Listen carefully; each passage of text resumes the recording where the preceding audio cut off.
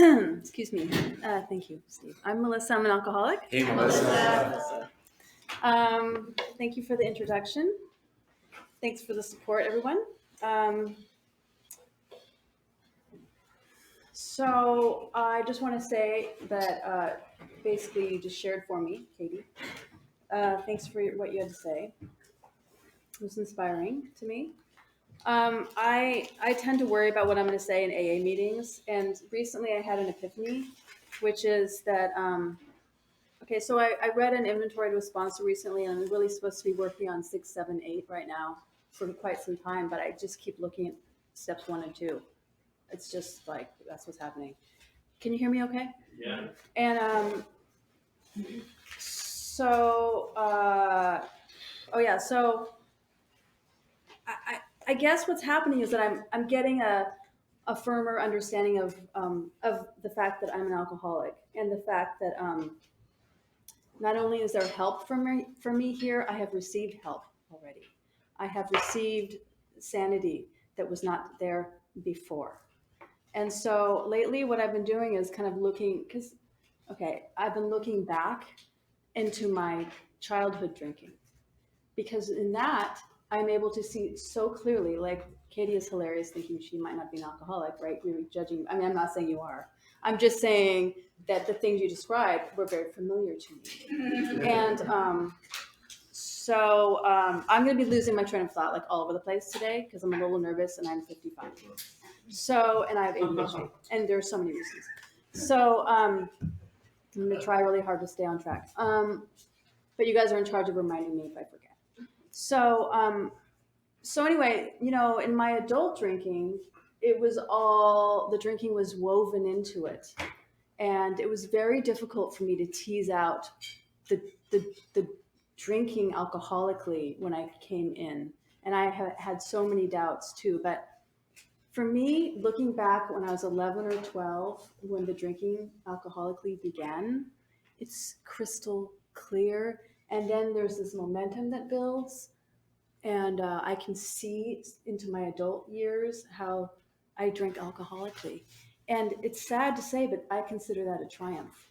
And I know that I have everything to say that's legitimate in an AA meeting because I have that experience of the insanity, and because I have gained enough sanity to have stayed away from a drink all this time. So anything I have to say is an expression of that. So I can't go wrong. And somebody in this room is likely to take something away from what I have to say, even if 90% of it, 99% of it is like unintelligible. Who cares? Like, the point is, I'm here. I'm an alcoholic.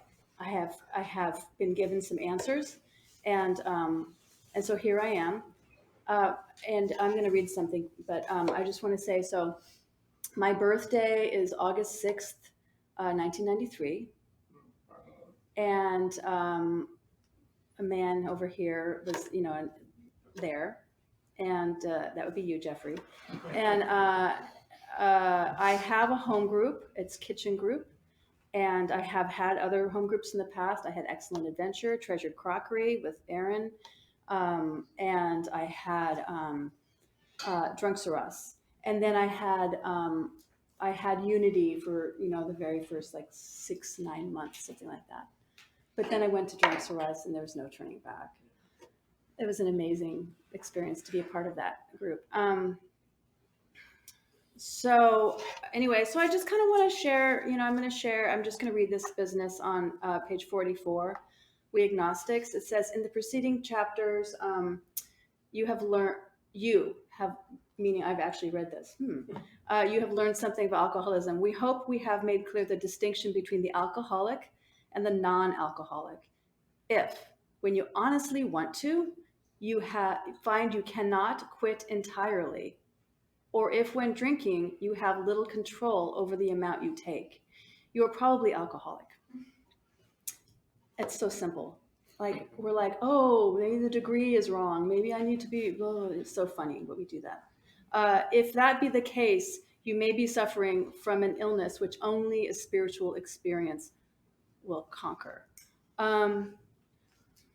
So I like this because I like this because it breaks it down like that first step so clearly. If what I find I cannot quit entirely and I have little control over the amount I take. Like when I came in and I was brought through the steps, I was shown like this is simply like um, again, like reducing the noise and the chaos, like trying to see clearly what the situation is. Like I have a physical, mental, and spiritual malady, and the spiritual malady keeps me reaching for relief. And the physical malady is that once I drink a little alcohol, I have to have more, like salty snacks. And everybody doesn't have this thing, evidently. Everybody doesn't have to have more alcohol once they put some in. I did not know that. And then, the mental part of the malady is that I don't remember that ever, that the drinking has been an issue ever, and that there might be a reason not to pick up this time. So, that helped me tremendously. But still, like I'm in here 30 years, and I'm still coming to understand what it means to be an alcohol that I'm an alcoholic, because I think it's because I'm getting slightly more normal, and I feel like when you're crazy, you can't really see the crazy, and I feel that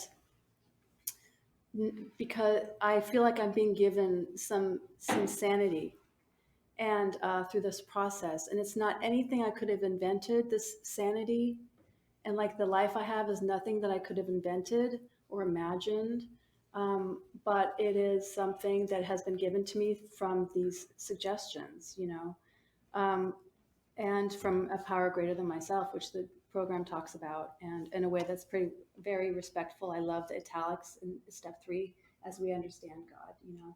Um, so okay, so I was a frightened child. I was a mad child. I was very angry, temper, um,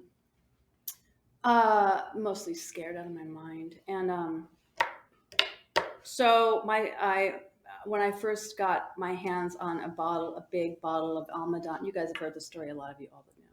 Almadon wine from my mother, big jug of it, at my mom's fridge. I was home by myself, 11 or 12 years old, and do you remember Almadon? Anybody? It's the crappy white wine. Anyway, so I drank. I was a small person then, and believe it or not, and I drank that wine into the point where, like, yeehaw, like sweet release, like a true spiritual experience. Hallelujah. Like it was, I sound so cheesy right now, but the reality is like it was so awesome. It was all my wildest dreams come true. I was so comfortable, and I was so pleased, and so without, and there was no doubt about anything. And there was truly that rosy glow. I mean, we are all the same. We all say the same cliche, and it's all true for me. And it was awesome. And so that from that point on, I turned my will and my life over to the care of alcohol, and I did the same with men as well, by the way. Just talking about a previous, whatever. So I've turned my will and my life over to care of a few things other than good, solid wisdom. So anyway, so I, out of the chute, obviously drank. Okay, so I went past that point of the fabulousness, and I went straight to the point of completely blacking out, passing out, and with such dead weight that my mom's boyfriend couldn't hardly even lift me to get me down the hall into my room, into bed. And I was so messed up, and I was so sick. I mean, I probably should have been in the hospital. So that's what I do on my own devices. Like that's how I drink. And so I mean, you guys. So anyway, fast forward just for a minute and a half, and like I was the kid drinking the cocktails in the jar from my mom's liquor cabinet in the bathroom in middle school, like just pounding this clear liquid. And I was the kid, you know, at 13 going to the apartment of the people who were like 21 or over, who were buying, you know, whiskey for me and my friends. I mean, you know, just like uh, I just wanted to get hammered. I wanted to get oblivious. I was so thirsty. And so I drank very greedily. Um, and I mean, it is still a miracle to me that I still think drinking sounds delightful. I still think it sounds like a very good idea. And I'm not drinking. I mean, what is that? That is, if that isn't some kind of miracle, I literally have no idea what it is. So, you know, so my drinking, you know, it started to become, you know, it was a problem. I was, you know, called into the school office, and, you know, just all the stuff that happens. I mean, I had some serious problems. Uh, some serious problems, and because this is recorded, I actually don't want to say some of them. But just use your imagination, I suppose. Um, so I had some serious problems, and so anyway, then I went to college, and that was even better because I I could just really put it away, and I had a great time. I had such a good time, and then but then it stopped working, and I it wasn't doing it for me anymore, and I didn't know what to do about that, so I just kept drinking, you know, and you know, whatever, drunk driving galore, barely made it through school. It took me 5 years, two summer schools to get through school. I got through, but I flunked classes, incompletes all over the place, whatever. Um, anyway, so you know, whatever. I mean, so many blackouts. I would never, like, hundreds of blackouts. Um, then, and then at the end, I was bringing half racks of Schmidt Animal Beer to my ex boyfriend's house, and I had no. I mean, I was all I could think to do. You know, I just needed to keep it going in, and I didn't want to be there. I didn't, you know, I had other things I could have been doing. I couldn't go anywhere else. I had no agency anymore. And so my grandfather, who was my rock, he died. And I went to, you know, a grief count. I called it grief counseling. I'm the only one who called it that. I went to therapy, and this guy was like, okay, well, why don't you please consider going upstairs? It was at Group Health. Go upstairs and get yourself an assessment for alcoholism. Try that. See what happens. And so I made the appointment. I went upstairs. I made the appointment, and they said, "Why don't you abstain from drinking between now and and the night that my grandfather died, I I had some Mickey's, like those big things, in my trunk, and I was gonna bring them, but I couldn't bring them into the show I was going into. So they were in my trunk, and I didn't get to drink them. And like my first thought that morning, when the next morning when I heard that he had died, my very first thought, this was like, I used to go back there to Wichita once or twice every year my entire life, like as an adult, like I was devoted, dead. And my very first thought, oh God, I'm so glad I wasn't hammered last night, because if he was floating around up there, he would have seen me. And that was my first thought, you know. And so anyway, so whatever, I abstained from anyway. So I did some outpatient treatment. I was obviously alcoholic, right? And I was diagnosed. There was an intern in the room. I was laughing like a hyena with so much relief, like there was an explanation for what was happening in my life. And I was so like, what? Wow. It was so liberating. I just started laughing hysterically. It was really weird. And the intern's like eyes were like saucers, you know? So anyway, you know, this is all very garden variety, right? And so that's great. So here I am, I land in AA, and turns out like that's all I really need in order to have a better life. That's all I really need is just that garden variety drunk stuff. Like, I don't need anything fancier than that. And you hear people talk, and sometimes I get the idea like I had to be something more than an alcoholic in order to find an answer here. Like, it was just sounded too good to be true. Like I had to have some kind of fancy ticket for admission here or something. But I just needed to have a desire to stop drinking. And I don't really, I just have been feeling that's important to say lately, because I think I hear a lot of people talking about, and I have had this same experience, like something special has to be, like, no, it's like if I have a desire to stop drinking, I belong here.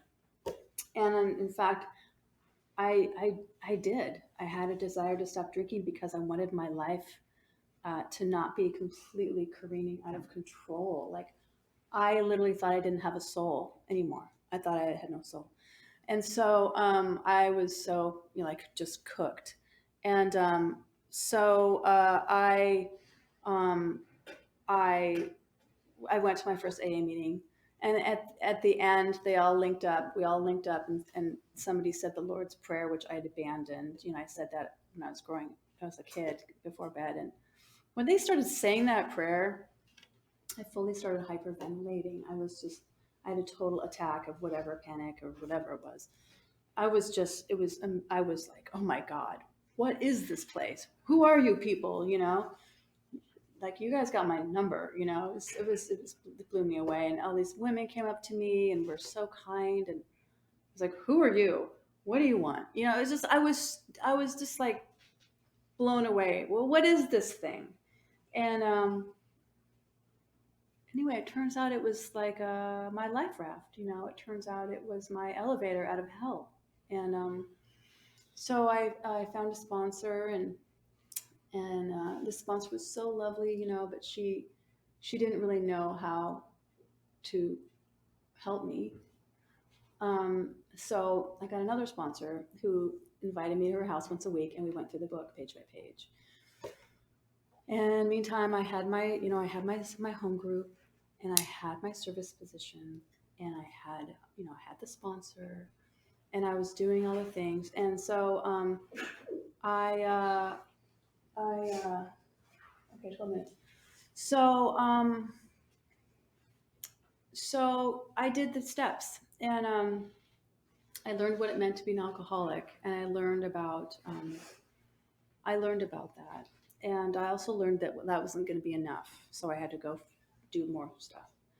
And so, that second step of that maybe a power greater than myself, something other than myself, could um, deliver me, out of this, because I had no answers. I was just like, no, I had no answers. And so um, I'd been going to the meetings enough to see that some of these folks seem to have answers. And I decided I really wanted to have my very own experience, and I wanted to have my very own God. Um, I decided I wanted what you guys had. And so I had the willingness, and I knew it was time to turn my will and my life over to the care of something else that might work, because the alcohol wasn't really doing it anymore. So yeah. So then, the third step, my sponsor was sick when we were supposed to do the third. Remember Angie C? Um, she was sick like a couple weeks in a row during our regular meeting time, and I was like, Angie, I'm dying over here. I've got to take my third step. Come on, man. It might have even been it's like the third, week in a row. I think she was trying to cancel on me. I'm like, dude, I gotta. And she's like, Melissa, don't you see? You've already done it. You've already taken the third step. You guys, I'm just like, I know I'm gonna be crying here tonight. Um, so anyway, I wrote the fourth step, and I learned so much, and it took me like a year or a year and a half, and I wrote like I've learned since that this may not be the best approach. I wrote on like 700 people. That's how I remember it. That can't be right, can it? So I was just like trying to leave no stone unturned, evidently. Subsequently, I've had a sponsor who, nothing against Angie, that woman, she's amazing. But I had another sponsor who said, the important thing is to be able to get through it. So let's sort of zoom back just a little bit, So anyway, but it took me a long time, but damn, I finished it. And then I read that we read the fifth step during when the Mariners went almost all the way, or did they go all the way? I don't remember. Mariners were like, so we were like trying to watch the game because my fifth step went on for days, And so anyway, we were just, whatever. But it was because it was literally the same things I was reading to her over and over and over. And one thing I got out of that fourth step is that AA, God, never asked me to feel ashamed about any of it or guilt. That was a revolution because that kind of thing fueled my alcoholism, So I got a lot out of that. And and then I did the, step 7 is magnificent. I say my 7-step prayer, a form of it every morning, around the third column specifically. If you guys have done the inventory, you guys know. So it's kind of about the stuff that I like to try to defend, like with all my might, and I step on toes and I raise hell. And I pray in the morning that I pray about that. I try to surrender in the morning. So the 7th step is a big deal for me. And then I went on and I started doing the amends. And that changed me. And I had to I had to pile the amends, because once you make the amends, like I had to make another amends if I wronged the same person, So they piled on top of each other, and layer upon layer, I got somehow more and more upstanding. And, I paid the money back, and, I approached the people I needed to approach, and a lot of amends.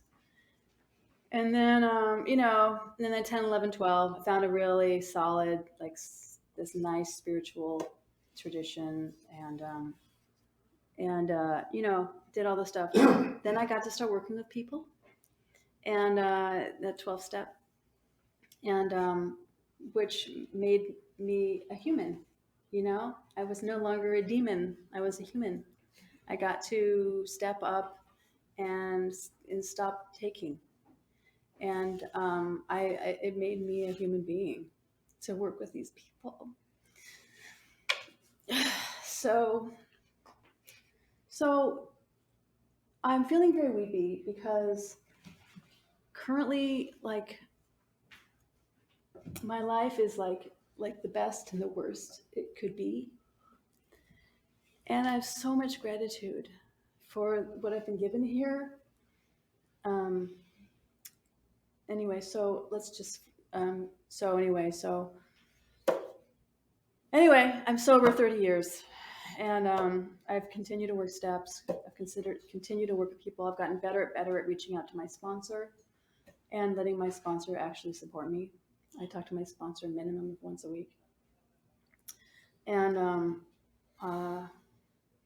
I've managed to start to really tap that fellowship that you guys have been talking about. And really, like, kind of like really, really, really surrendering to you people in a way. I mean, really getting vulnerable, and really also finding interest in like what you guys have to say back to me. And this is all just like time is delivering this. All anything. It just takes time. It just takes time, one day at a time. Like anything that has happened to me here, it has taken time. And again and again and again, I'm seeing that. There it goes. Hold on.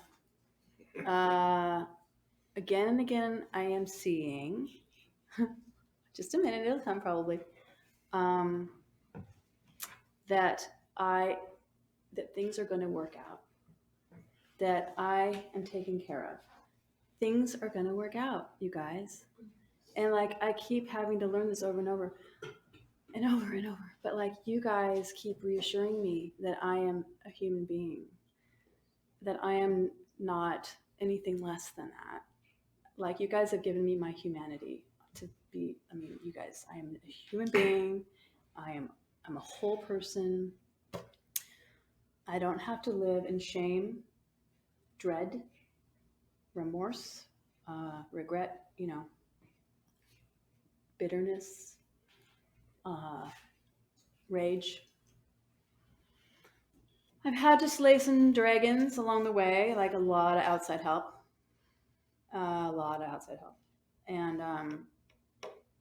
and I just kind of keep being given this gift of willingness, and it's like it ebbs and it flows. After I had a couple kids, I got married, all that, and after I had the kids, man, I kind of went on a sabbatical, and I was still sober, but I mean, I went to AA every once in a while for sure, but I just wasn't in it, and like I needed some severe intervention. And I guess ultimately I'm grateful for that because I wouldn't have done it otherwise. I had to really backslide in order to move forward.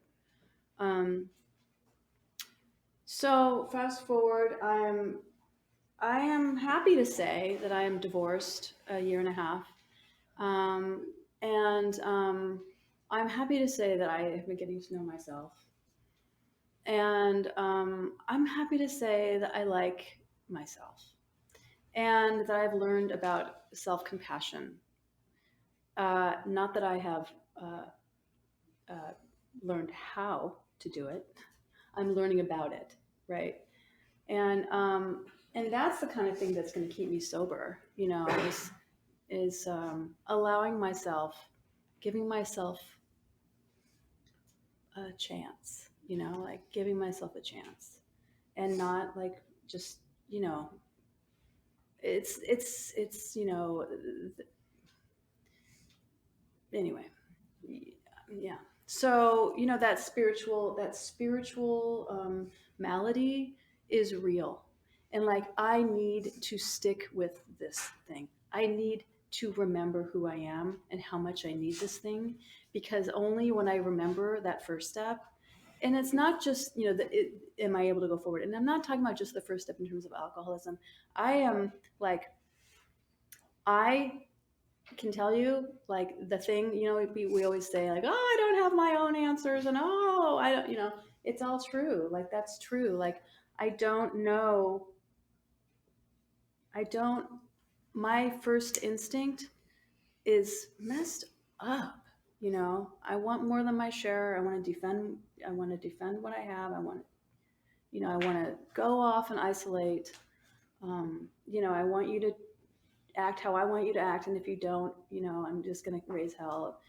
I need to be in this program in order to stay peaceful enough to stay sober, in order to not raise hell and not cause problems. It's just this circular situation, because I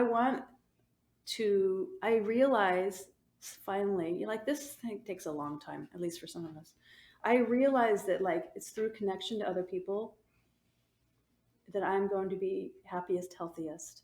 Um, and so if I'm trying to connect with you, that means that I'm going to be of service to you if I'm actually connecting with you.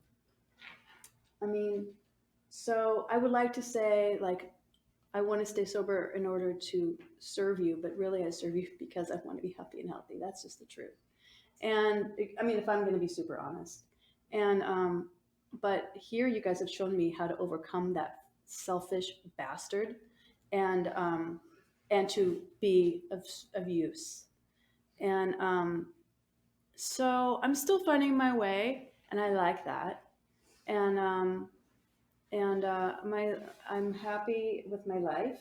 I'm happy with my spiritual progress, and I'm learning how to be patient with myself. And And I'm very grateful that I'm in a position to be able to help others through this process. Um, because I mean, can you guys believe this thing, this AA thing? I mean, what a gift. I can hardly believe I get to pass this on. I can hardly believe my good fortune. Um, so yeah, I think that I couldn't have. I think that that sort of wraps it up. I feel like just give me a second. Is there one more little parting thing I want to say? How about thank you for my sobriety? Thank you.